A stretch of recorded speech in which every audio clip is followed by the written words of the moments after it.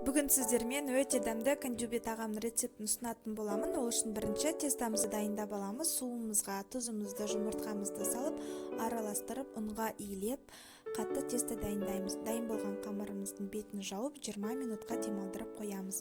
Оған дейін сковородкамызға майымызды құйып, пиязымызды қызарыңқы етіп қуырып аламыз. Қазанымызға майымызды және 4 бұрышты етіп туралған етімізді баяу отта бұқтырып қоямыз. Бетін жауып, оған дейін қамырымызға кірісеміз. Екі бөлікке бөліп, қамырымызды жақсылап жайып аламыз. Жайылған қамырдың үстіне пияздан жасалынған начинкамызды салып, рулетка етіп орап шығамыз.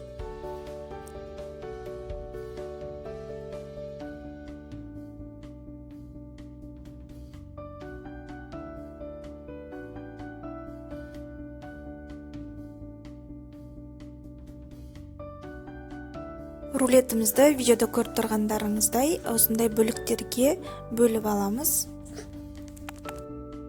Жақсылап бұқтырылған етімізге пиязымызды салып, жақсылап қуырып аламыз. Үстінен сәбізімізді, картошкамыз саламыз. Ет ұзақ уақыт бұқтырылғандықтан өте жұмсақ және сочный болып шығады.